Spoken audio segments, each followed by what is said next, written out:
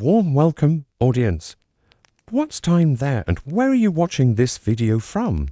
Because tonight, we're stepping into a time where soap was a luxury, water was a fear, and cleanliness was, well, a rare miracle. The Middle Ages weren't as shiny as the armor looked.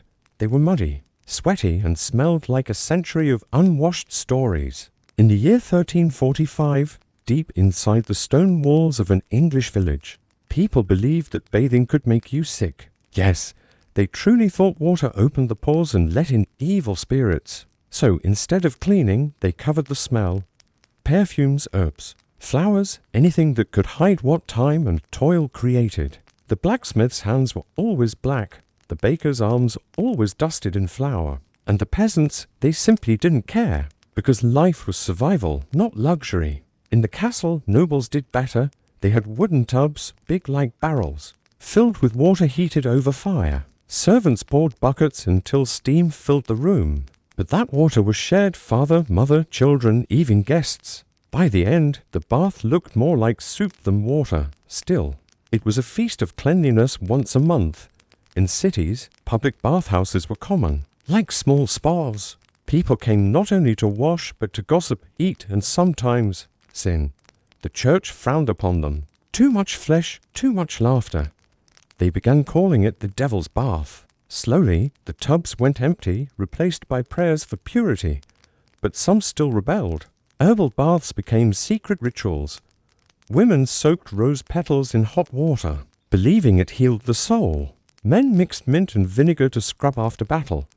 Children played in rain puddles, their only real bath. When plague struck Europe, fear of water grew even worse. Doctors said bathing made your skin weak and invited death. So people sealed themselves in layers of dirt and faith. Imagine it, years without a single real wash.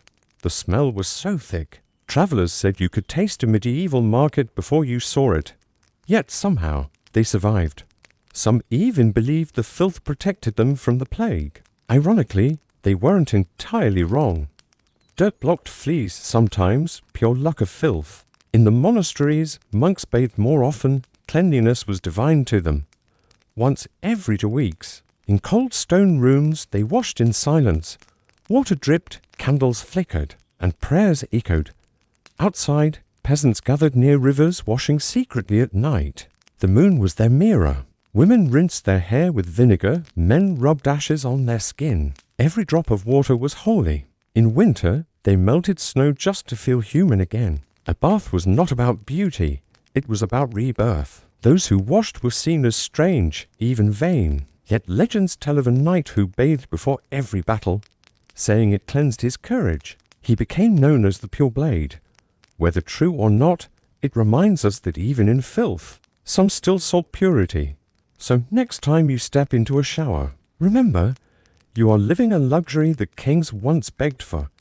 In Chapter 2, we'll enter the steamy, scandalous world of medieval bathhouses where cleanliness met temptation. But for now, the scent of the past still lingers, heavy, human, and unforgettable. When the chill of winter crept through stone walls and the fires burned low, medieval people found warmth in places few dared to speak of aloud, the bathhouses. In cities like Paris, London, and Prague, the steam from these public houses rose like misty ghosts above the rooftops, carrying whispers of laughter, secrets, and sin. For many, the bathhouse was more than a place to wash. It was an escape from the filth and fear of daily life. Imagine it, a wooden building, dimly lit by flickering candles, filled with the scent of herbs, smoke, and sweat. Buckets clanged, water boiled in great iron pots, and the voices of men and women echoed together in strange harmony. Yes, men and women often bathed in the same room, separated only by thin curtains or not at all. It shocked the priests, delighted the poets, and confused everyone in between. To the peasants, it was a rare moment of freedom. You could forget your title, your work, your smell. You could soak and feel human again. The water wasn't clean, not by modern eyes, but to them, it was holy warmth. Heated by wood fires, poured into great wooden tubs, sometimes mixed with mint, rosemary, or lavender. The rich added milk or rose petals, the poor added nothing but hope. In every town, Bathhouses had names: the Angel's Steam, St. Mary's Tub, or simply the hot house inside. Strangers talked, argued, sang, and even fell in love. It was a medieval social media, a place to share stories, news, and scandal. Merchants made deals while soaking. Soldiers bragged of battles. Lovers exchanged glances through the mist. For a few silver coins, you could rent a towel, soap made of ashes and fat, and even a meal after your wash: bread, cheese, and wine, the holy trinity of cleanliness. Some bathhouses grew so popular that they stayed open all night, but not everyone came for hygiene. As centuries passed, many bathhouses turned into something darker. Behind closed doors, temptation whispered louder than prayers. The church grew furious. Priests warned that devils danced in the steam, that sinful flesh was being purified only in name. A bath for the body, but a stain for the soul, they preached, and slowly faith began to drown the baths. Cities closed them one by one, calling them dens of vice. But not everyone listened. In small alleys, secret bathhouses survived, hidden under bakeries, behind taverns, or beneath monasteries. Their owners risked prison, their clients risked reputation, but they kept coming. For some, bathing became rebellion, an act of courage in a world of fear. The few nobles who still bathed publicly wore masks, pretending anonymity. The air inside those secret places was thick with steam, laughter, and forbidden perfume. Imagine the sound: the splash of buckets, the murmur of stories, the clink of goblets, the sigh of relief as warm water touched cold skin. For an hour, they were free: peasants, knights, merchants, sinners, all equal under the rising steam. There were even rules: never insult, never spy, and never waste water. Bath attendants worked tirelessly, filling and refilling tubs, scrubbing floors, heating the stones. Some were so skilled that nobles paid them extra to rub oil into their skin, believing it kept away disease, and sometimes it did. Cleanliness was slowly proving its worth. Even in a world that feared it, travelers from the East brought new ideas: soap from the Arabs, oils from Byzantium, perfumes from distant Persia. The bathhouses became cultural crossroads where East met West, where hygiene met heresy. People learned to appreciate warmth, scent, and silence, yet the shadow of religion grew darker. By the late Middle Ages, many bathhouses were gone, replaced by cold confessions and whispered guilt. But the memory remained: the laughter, the love, the steam that once rose like a prayer for humanity's need to feel pure. The few that survived became legends, spoken of in poems and songs. The warm house of London, the bath of roses, the steam of lovers. People remembered them as places where, for once, class and sin dissolved in the same water. And though priests tried to erase them, history could not. For even in the dirtiest times, people still longed to feel clean, not just in body but in soul. In the quiet corners of old cities, archaeologists still find coins, combs, and soapstones, echoes of laughter that once filled the air with life. The bathhouses may be gone, but their spirit lingers in every steamy mirror and every drop of hot water we feel today. So, next time you draw your bath, think of them: the medieval men and women who defied dirt, the ones who risked sin just to. Remember what warmth felt like. In Chapter 3, we'll step into the noble castles, where kings and queens turned bathing into an art of pride, power, and secret beauty. Beyond the filth of the villages and the gossip of the bathhouses, there were castles, great stone fortresses where the air smelled not of dirt, but of power. And even within those gilded walls, the act of bathing was a ritual of status, mystery, and pride. To the common people, a king's bath was as sacred as a coronation. It wasn't just cleaning, it was ceremony. In the royal chambers, where tapestries hung like captured sunsets and torches flickered against polished stone, the bath was prepared like a feast. Servants moved in silence, carrying wooden tubs lined with linen, filling them with water heated over roaring fires. Buckets clanged, steam rose, and the air filled with the faint scent of herbs, lavender, mint, and sage, chosen to please the monarch's senses. The king would not lift a finger. Every drop of water was poured by someone else's hand. Even the temperature had to be perfect, not too hot, not too cold. The royal bath was a stage, and the bather was its star. Attendants whispered prayers before the monarch stepped in. believing water carried both healing and divine purity. Some kings even bathed wearing amulets to guard against unseen curses. It was said that King Henry III of England demanded rose water in his tub, claiming it made him dream of peace. In France, Queen Isabella soaked in milk mixed with honey, a secret passed down from ancient queens. Her skin was said to glow like moonlight, and courtiers whispered that her beauty was the scent of heaven. Yet behind the glamour, there was irony. Even kings didn't bathe often. Once every few weeks was considered generous, and even then, the bath water was rarely clean. After all, once poured, it stayed. There was no plumbing, no drain, no fresh stream. When the bath ended, servants scooped it out with buckets, drop by drop. In some castles, a single bath was reused for multiple members of the royal family, from king to youngest child. But each bath had ritual. Candles were lit in silence, incense burned from silver bowls, and music, flutes or lutes, played softly in the background. The bath was not only for the body, but for the soul. A moment when rulers washed away not just sweat, but sin. Alchemists and healers often stood by, dropping herbs and oils said to heal wounds, ease fevers, or banish evil thoughts. A royal physician once wrote that warm water could calm the heart and clear the mind. And for many rulers, this was their only true peace. Yet the baths of the nobles were also symbols of vanity. Mirrors, rare and costly, were placed beside the tubs, so queens could watch their reflection shimmer in the steam. Perfume bottles lined the walls, imported from Venice or Cairo. To smell divine was to be divine, and so bathing became a performance, beauty, faith and arrogance swirling in the same water. Some kings even held meetings while bathing, summoning advisors to speak as they soaked, a show of authority and comfort. In the courts of Spain and Italy, baths turned into private theatres of seduction.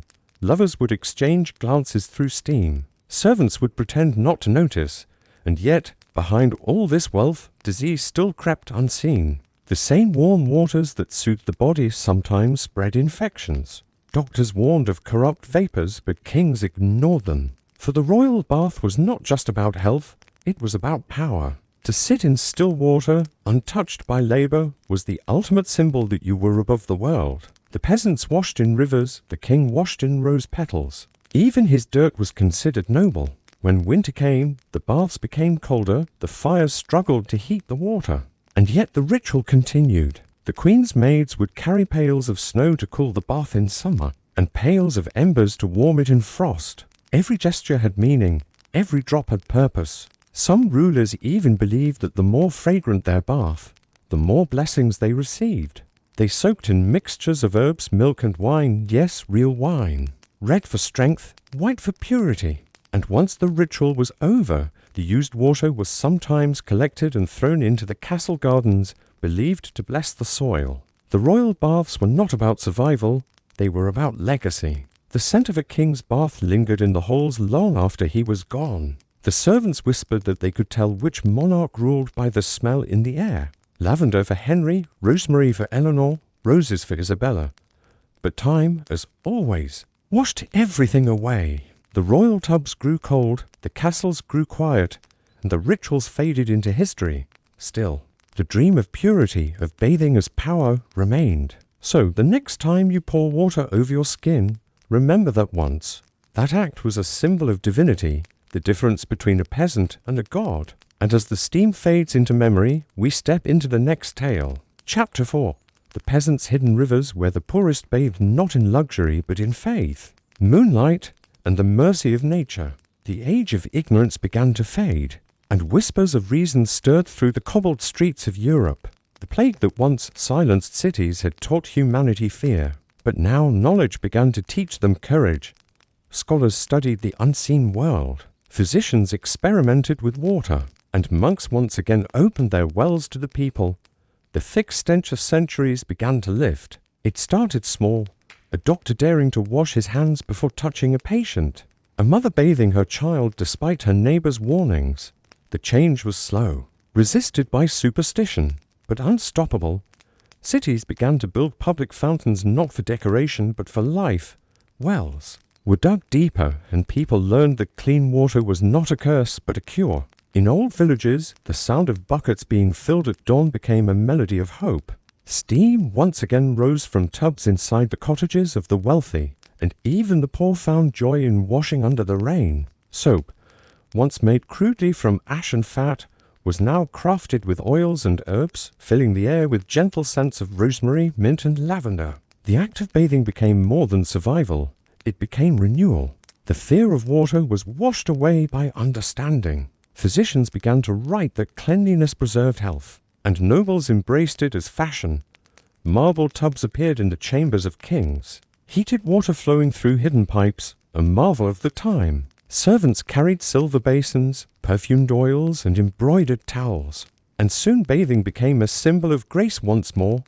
Yet, unlike before, it was not vanity that drove them, but knowledge. People discovered that warmth could comfort the body, and water could heal the wounds left by labor and war. Soldiers returning from battles were washed in great wooden tubs before entering their homes, not just to remove the blood and dust, but to be reborn into peace. Children laughed in rivers that once carried fear, and mothers smiled, watching them splash where their ancestors once refused to step. The scent of rot and sweat that had haunted medieval life began to vanish. The new world smelled of rain and soap, of wood smoke and fresh linen.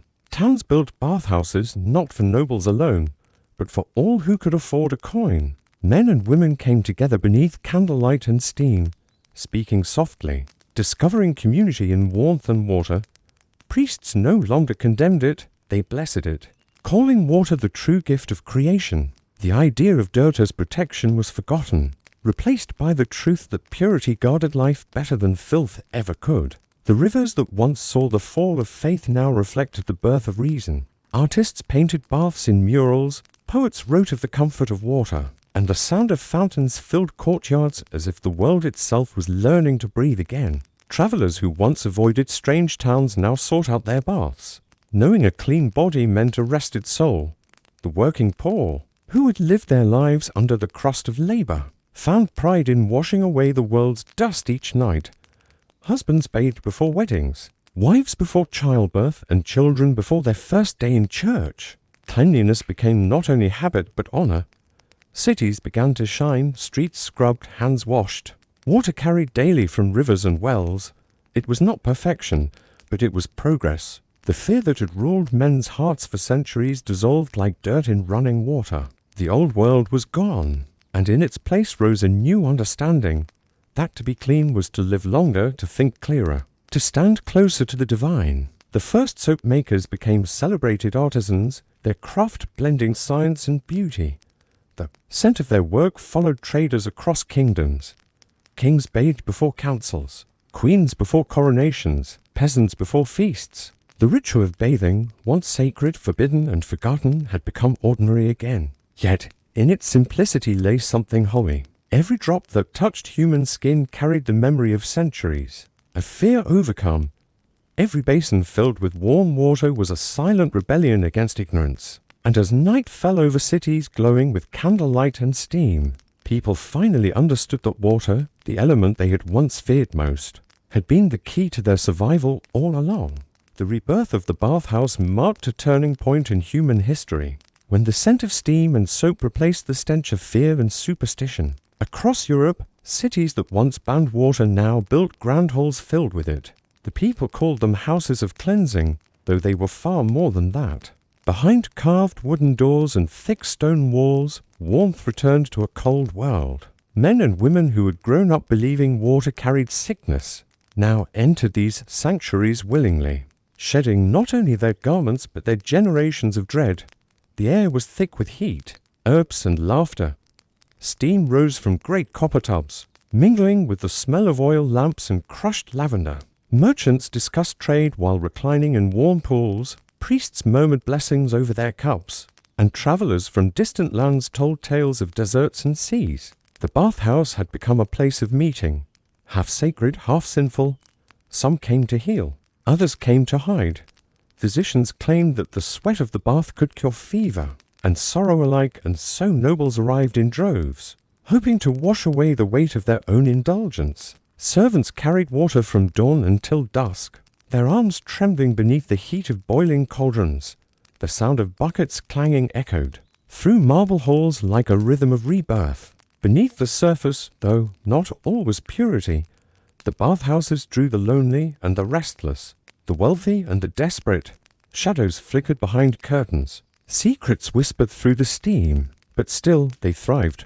For the first time since the fall of Rome, the act of bathing had returned as both a ritual and a pleasure. People who had forgotten what it meant to feel clean now found joy in the simple touch of warm water.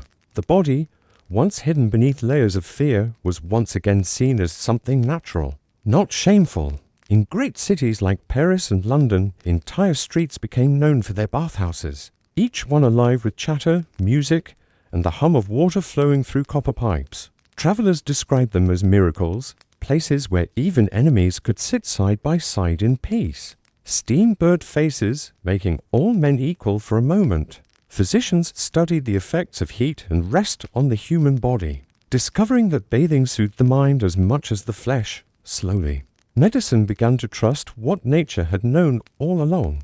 The bathhouses became symbols of modern life, glowing sanctuaries of civility in a world that was still half wild. There were those who still disapproved, of course. The strict and pious warned that the mingling of men and women in steam invited sin, that the body was not meant for indulgence. But even they could not deny the health that followed. Skin cleared, coughs vanished, and spirits lifted. Cleanliness was no longer just a virtue, it was a cure. Even kings began building private baths inside their castles, fed by underground springs and heated by firelit chambers. Their courtiers followed, imitating every detail, turning bathing into an art of luxury. Fragrance became fashion, soap became status. The poor, though left with wooden tubs and river water, shared in the joy, gathering in public fountains to wash their faces and feet as music echoed. Through the streets, it was as though the world itself was rediscovering its reflection after centuries of darkness. In those humid halls, voices echoed through the mist, laughter blending with prayer, sin with sanctity.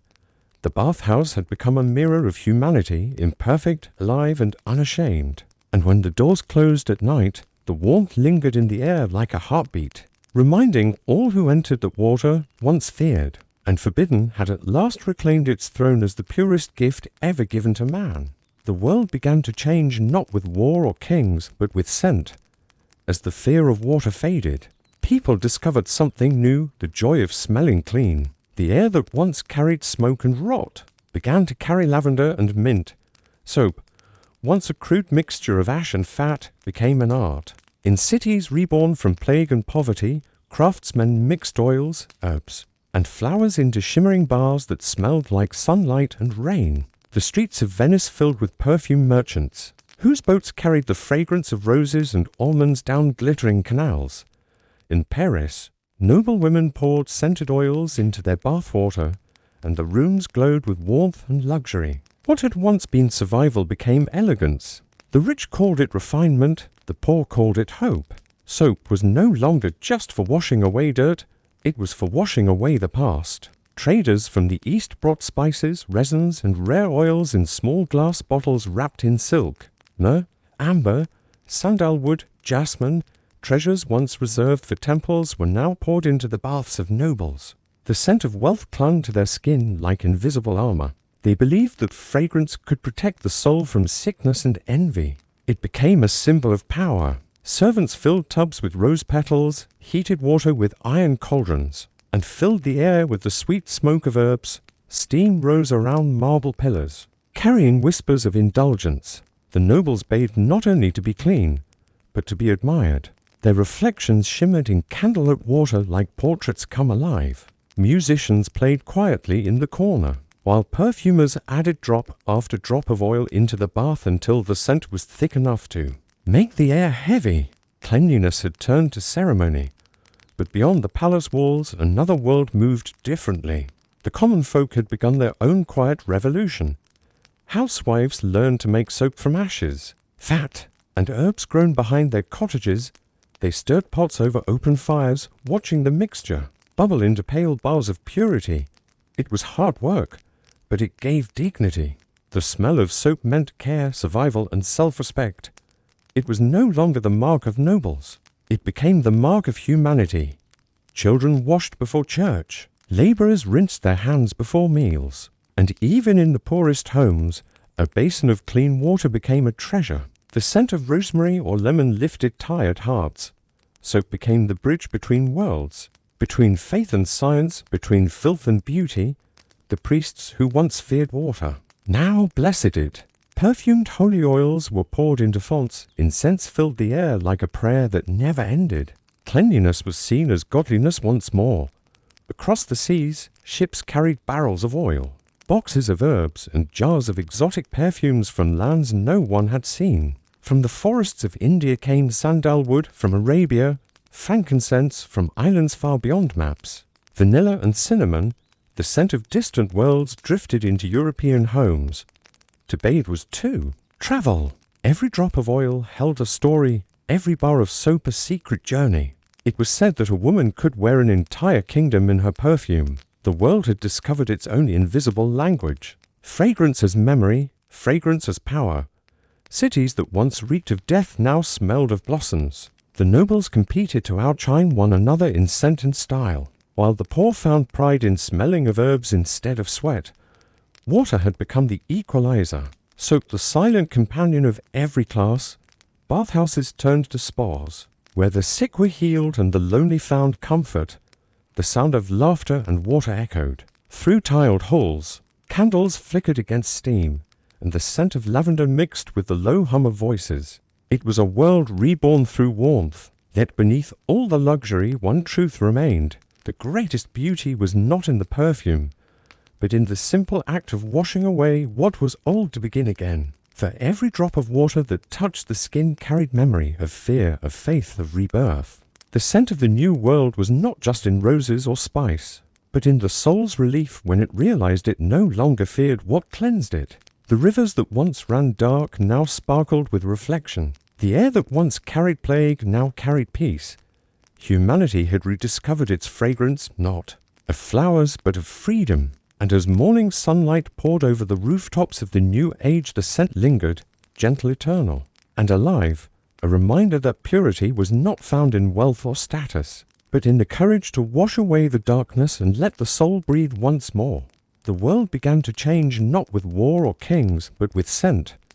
As the fear of water faded, people discovered something new, the joy of smelling clean. The air that once carried smoke and rot began to carry lavender and mint. Soap, once a crude mixture of ash and fat, became an art. In cities reborn from plague and poverty, craftsmen mixed oils, herbs, and flowers into shimmering bars that smelled like sunlight and rain. The streets of Venice filled with perfume merchants, whose boats carried the fragrance of roses and almonds down glittering canals. In Paris, noble women poured scented oils into their bath water, and the rooms glowed with warmth and luxury. What had once been survival became elegance. The rich called it refinement, the poor called it hope. Soap was no longer just for washing away dirt, it was for washing away the past. Traders from the East brought spices, resins, and rare oils in small glass bottles wrapped in silk. Myrrh, amber, sandalwood, jasmine, treasures once reserved for temples were now poured into the baths of nobles. The scent of wealth clung to their skin like invisible armor. They believed that fragrance could protect the soul from sickness and envy. It became a symbol of power. Servants filled tubs with rose petals, heated water with iron cauldrons, and filled the air with the sweet smoke of herbs. Steam rose around marble pillars, carrying whispers of indulgence. The nobles bathed not only to be clean, but to be admired. Their reflections shimmered in candlelit water like portraits come alive. Musicians played quietly in the corner, while perfumers added drop after drop of oil into the bath until the scent was thick enough to make the air heavy. Cleanliness had turned to ceremony. But beyond the palace walls, another world moved differently. The common folk had begun their own quiet revolution. Housewives learned to make soap from ashes, fat, and herbs grown behind their cottages. They stirred pots over open fires, watching the mixture bubble into pale bars of purity. It was hard work, but it gave dignity. The smell of soap meant care, survival, and self-respect. It was no longer the mark of nobles. It became the mark of humanity. Children washed before church. Laborers rinsed their hands before meals. And even in the poorest homes, a basin of clean water became a treasure. The scent of rosemary or lemon lifted tired hearts. Soap became the bridge between worlds, between faith and science, between filth and beauty. The priests who once feared water now blessed it. Perfumed holy oils were poured into fonts. Incense filled the air like a prayer that never ended. Cleanliness was seen as godliness once more. Across the seas, ships carried barrels of oil, boxes of herbs, and jars of exotic perfumes from lands no one had seen. From the forests of India came sandalwood, from Arabia, frankincense, from islands far beyond maps. Vanilla and cinnamon, the scent of distant worlds, drifted into European homes. To bathe was too. Travel. Every drop of oil held a story, every bar of soap a secret journey. It was said that a woman could wear an entire kingdom in her perfume. The world had discovered its own invisible language. Fragrance as memory, fragrance as power. Cities that once reeked of death now smelled of blossoms. The nobles competed to outshine one another in scent and style, while the poor found pride in smelling of herbs instead of sweat. Water had become the equalizer, soap the silent companion of every class. Bathhouses turned to spas, where the sick were healed and the lonely found comfort. The sound of laughter and water echoed. Through tiled halls, candles flickered against steam, and the scent of lavender mixed with the low hum of voices. It was a world reborn through warmth. Yet beneath all the luxury, one truth remained. The greatest beauty was not in the perfume, but in the simple act of washing away what was old to begin again. For every drop of water that touched the skin carried memory of fear, of faith, of rebirth. The scent of the new world was not just in roses or spice, but in the soul's relief when it realized it no longer feared what cleansed it. The rivers that once ran dark now sparkled with reflection. The air that once carried plague now carried peace.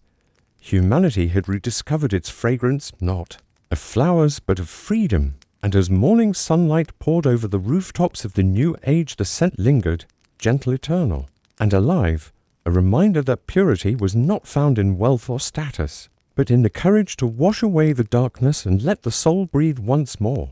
In a town where the river had turned to poison, there lived a man no one remembered by name. He was neither rich nor holy, but his hands were always wet. He drew water when others had stopped believing in its worth. His home stood near the edge of the dying stream, where the air reeked of iron and rot. Each morning before dawn, he carried 2 wooden buckets and walked toward the last clear spring in the hills. The path was long, climbing through fog and broken earth, but he walked it every day without fail. People laughed at him, calling him a fool chasing ghosts, but he knew something they had forgotten, that water remembers. Kindness. He would kneel by the spring, dip his hands and whisper a quiet prayer. The water there was still pure, untouched by the greed below. He filled his buckets, careful not to spill a drop, and began the walk back to the town. Children followed him sometimes, asking why he worked so hard for something that never lasted. He would smile faintly and say, because someone must. When he poured the water into the town well, it shimmered for a moment like liquid light. The people came, drank, and felt something strange, peace. But they never thanked him. They took the water as they took the air, without gratitude, and when it was gone, they cursed the river again. Still, the man returned every morning. His steps carved a trail through the hills, a quiet scar of devotion. Seasons changed, the town grew colder, and fewer birds sang along his path. The factories expanded, their chimneys piercing the sky like spears. Ash fell like black snow. But he walked on. His clothes grew thin, his beard silver, his hands cracked from the cold. The buckets grew heavier each year, but his wool did not.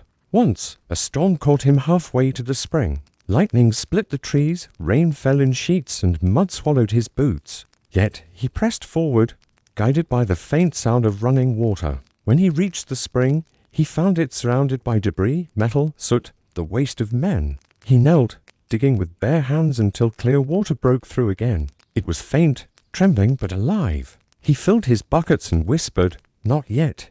The next morning, the townspeople found their well full again, though no one had seen him return. Rumors spread. Some said he was a spirit, others that he had made a pact with the river. But a few knew the truth. They saw him at dusk walking slowly along the bank, murmuring to the water like to an old friend. He believed the river could forgive. He believed purity could be taught again, not by preaching, but by example. One night, when winter's breath froze the air, he did not come back. His path lay empty under the moonlight. The people waited for their well to refill, but the water stayed low. Days passed. Then a child, the same boy who had once followed him, went searching. He found a man lying by the spring, his buckets beside him, his hands in the water. His eyes were closed, his face calm. It was said that when they buried him, rain began to fall, soft, endless, and clean. The river rose that week, washing away the soot that had clung to the stones for years. The people gathered by the bank, silent, watching as the current shimmered silver under the sun. They did not speak his name, but they felt his work in every drop. The children began to carry buckets as he had, walking the same path up the hill. The elders began to clean the wells, patch the broken pipes, and clear the waste. They did not do it for profit or pride, but for something older, memory. The man who drew water had become a story, and the story had become a seed. In time, the river healed. Fish returned. Flowers bloomed where ashes once fell. The air grew soft again. The people no longer laughed when they saw someone walking with a bucket.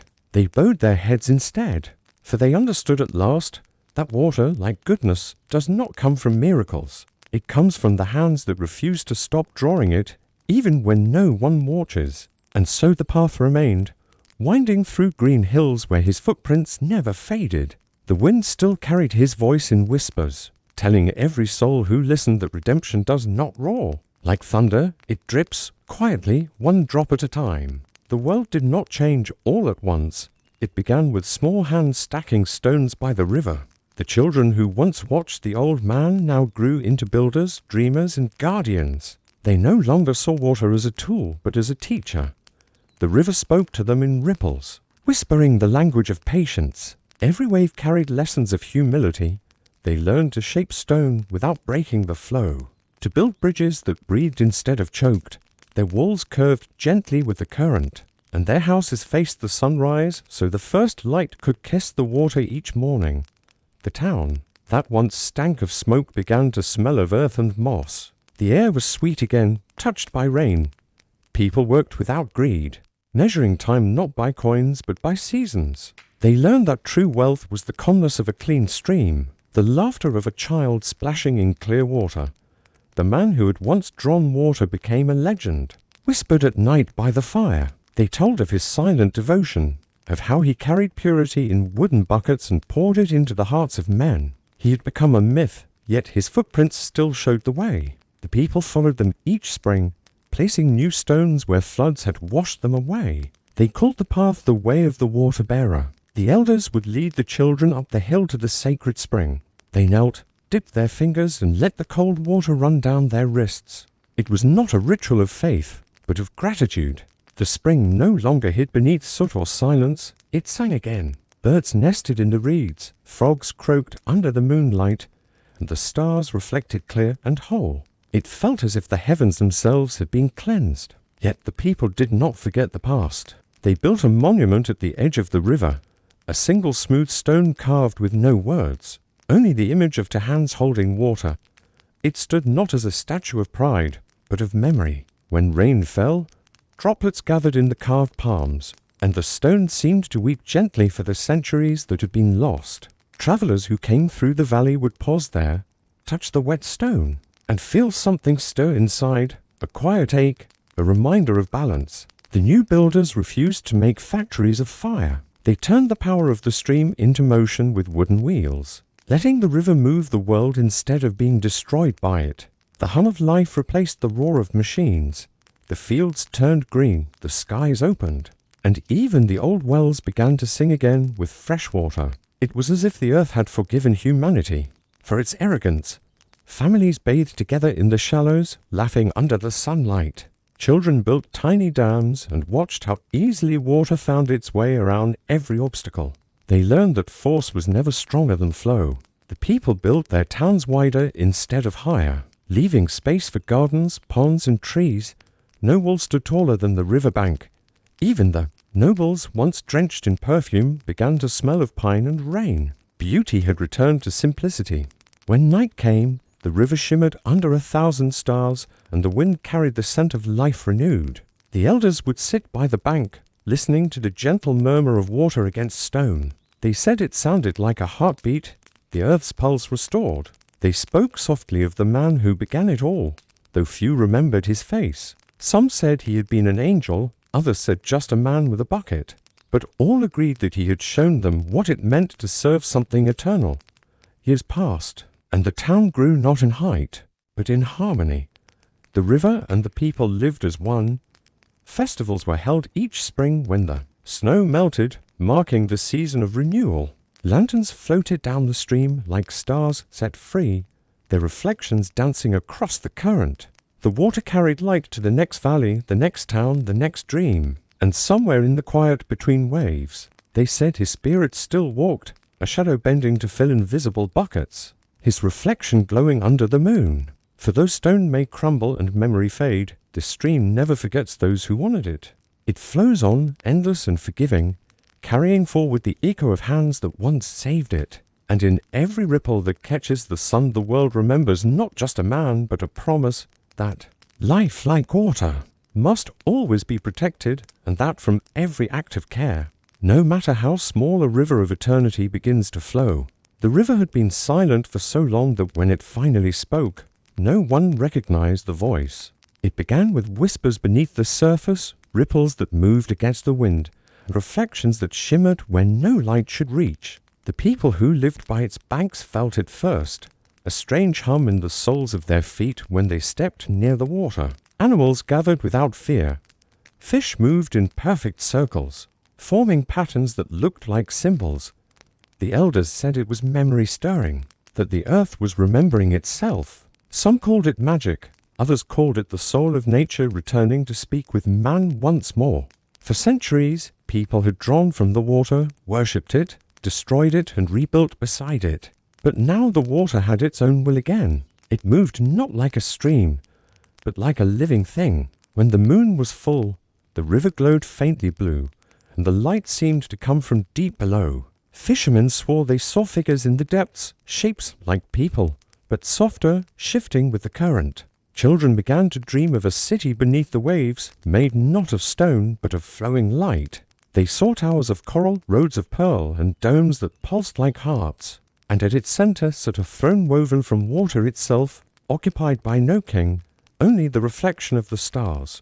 It was said that this kingdom had always existed, invisible to the eyes of those who polluted the world. Only now, when mankind had learned to live with respect again, could its beauty be seen. The townspeople began to notice things they could not explain. The water never froze. Even in the coldest winters, flowers bloomed along the riverbanks out of season. Birds that had vanished for decades returned in flocks, painting the sky in color. The nights grew calm, and dreams grew vivid. When they walked by the river at dusk, they could hear a faint melody, not from instruments, but from the current itself. It sang. The melody changed with the moon, soft and mournful when it waned, bright and triumphant when it was full. People began to gather every evening to listen. They brought candles and lanterns, setting them afloat, their lights drifting downstream like tiny prayers. Some swore they saw faces in the reflections, watching, smiling. Others claimed that when they touched the water, it pulsed gently as if greeting an old friend. The river no longer belonged only to the land. It had become something sacred once more. But the magic was not for spectacle. It was a reminder. The water showed visions to those who lingered long enough. Flashes of the past when the river ran black with waste, when men drowned it with greed. It let them feel sorrow, not as punishment, but as understanding. The people wept, and the tears that fell into the water shimmered like stars, joining their kin below. One boy, descended from the man who once carried buckets from the spring, began to hear words in the song. He would sit by the river every night, his feet touching the edge, and listen until dawn. The whispers grew clearer over time. They told him of balance, of the bond between blood and water, of how everything that lives is part of the same current. He wrote down what he heard, though no ink could truly capture the sound. The people began to call him the listener, He did not claim to be a prophet or leader, only a bridge. He taught the villagers that the river was not a god to be worshipped, but a life to be respected. He told them that the kingdom beneath the waves was not separate from them, it was their reflection. Every drop of water within their veins was part of that unseen world. When they polluted the earth, they poisoned themselves. When they healed it, they restored their own souls. The message spread beyond the valley. Travelers came to see the glowing waters, to hear the melody, to learn the old truths. Nations at war sent envoys who laid down their weapons beside the river and felt shame for what they had done. The melody grew louder, reaching hearts that had long forgotten the sound of peace. Even kings and rulers journeyed to the valley, hoping to claim the miracle, but they found that power dissolved before purity. The river would not glow for those who came with greed in their hearts.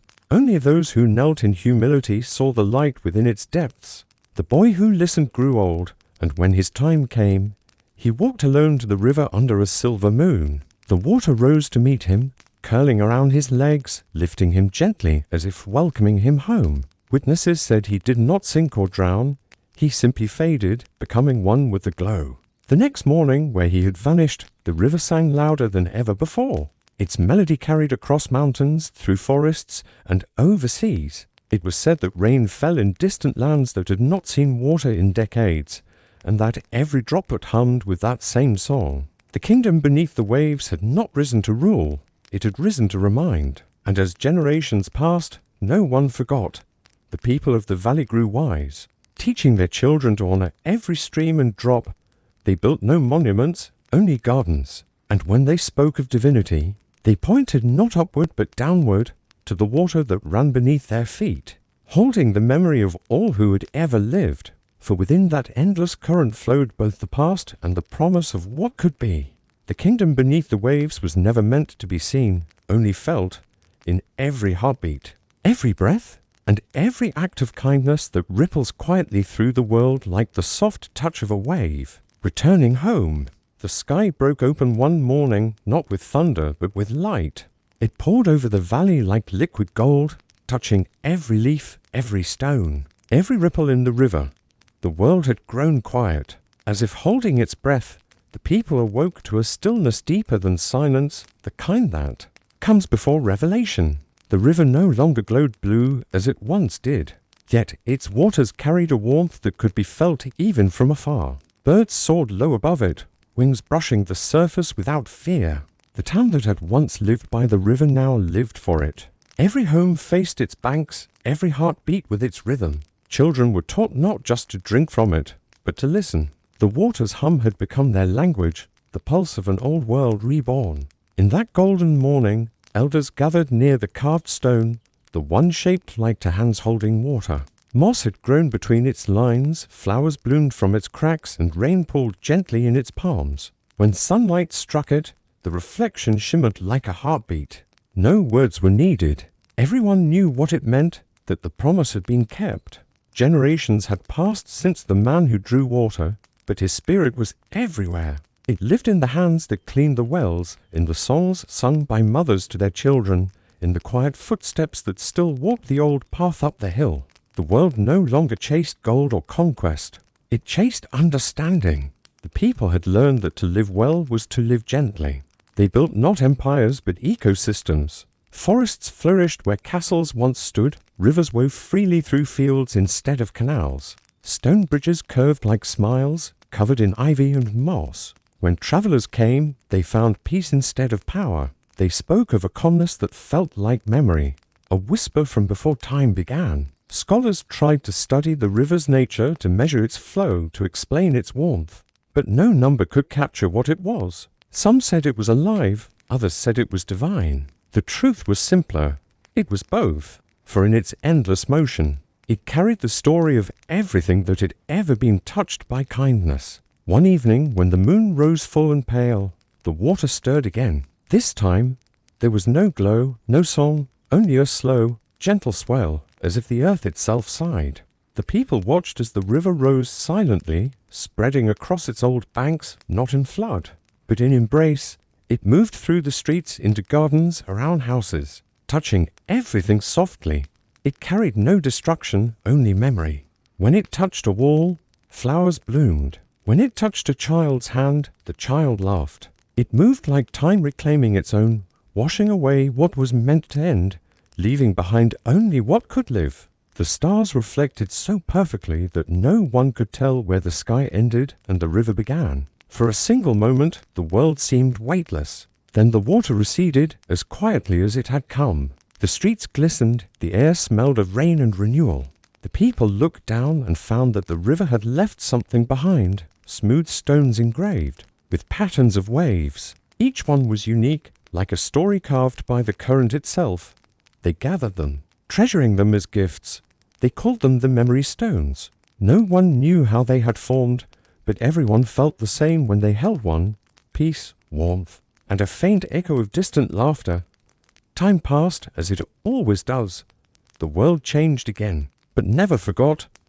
When wars came in other lands, travelers carried water from the sacred river with them, believing it could bring calm to those who fought. And somehow it did. Places touched by its drops grew green again.